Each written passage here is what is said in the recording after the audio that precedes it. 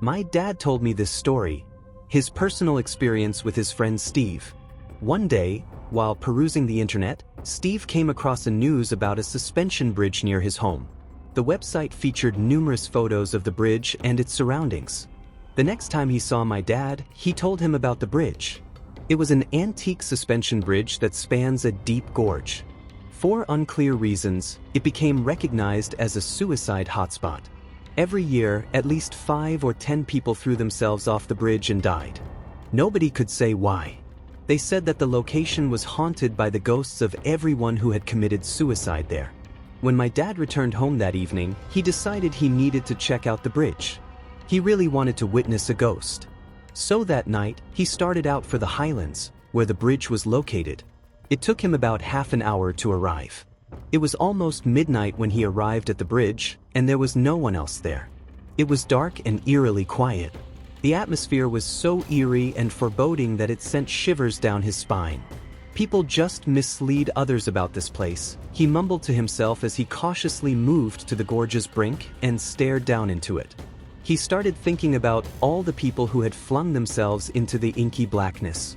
It was so fascinating that he felt compelled to tell his friend, Steve, about it, so he took out his cell phone and called him. However, because he was up in the mountains, he was unable to receive any reception. My dad looked around and found a phone booth nearby. He stepped inside, inserted some coins into the slot, and dialed Steve's number. "Hello, Steve? Guess who is speaking?" he said. "I am on the same bridge that you mentioned previously. Why don't you join me tonight? It's very pleasant and quiet here." "Why not?" responded Steve. "I saw that place on Google. Wait there, I'm coming. By the way, where do you call from?" My dad laughed. "Oh, my phone's out of range. So, I'm calling from a payphone." His companion was perplexed. "Payphone? There is no payphone there. If there was any, I would have seen it in pictures." "Bullshit. There is a payphone on the route to the bridge. Do not delay any longer. There are folks outside waiting for their turn." As soon as he stated this, Steve yelled, "No. Do not move from there.